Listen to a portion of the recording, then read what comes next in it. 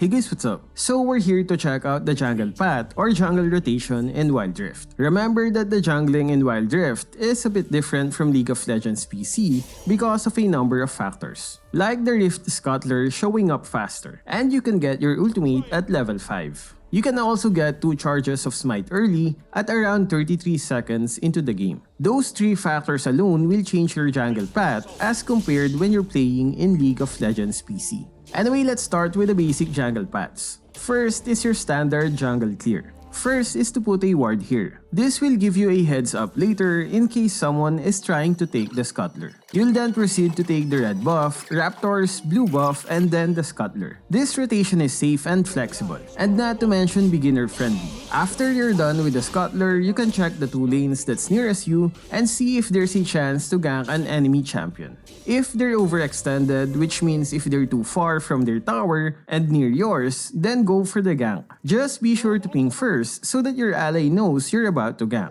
Don't assume that your ally already knows your plan, more so in the lower ranks. If there's no chance to gank the lanes, then you can proceed to clear the jungle camps of the Gramp and Wolves. You can then go home to clear jungle camps again while also looking for a chance to help your lanes. Another option you have after killing the Scuttler is to try to invade the camps of your opponent. But you need to have a general idea on where the enemy jungler is. You don't want to suddenly come face to face with your opponent unless you're confident that you can take them down. Next is your ultimate path. Basically a rotation where you can get to level 5 and get your ultimate once it finishes. Again, put a ward on the river first to see the Scuttler later. You then proceed to take the red buff, Raptors, Wolves, blue buff, Grump, and then the Scuttler. Why this kind of path? Well, it's because there are certain champions that works really well in ganking once they have their ultimate. Like Vi and the Momo's ultimate, which has great ganking potential in the early games.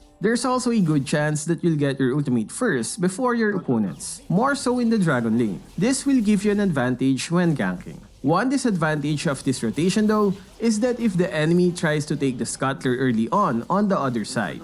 That's why you have the wards there in case it happens. Once it happens, it's up to you whether to take them on and contest for the Scuttler. You also have to be careful on enemy champions trying to invade your jungle camps. Our third jungle rotation is where you invade the enemy jungle camps. This is a good counter when you think that the enemy jungler will take the standard jungle clear, which was our first path. You first have to put a ward on the enemy blue buff. Remember to do this since it's gonna be too risky if you don't. You then proceed to take the red buff and then the enemy blue buff if there's no one there. Once you've cleared the blue buff, you can again look for ganking opportunities. And if there's none, proceed to the blue buff and Scuttler or Raptors and then Scuttler.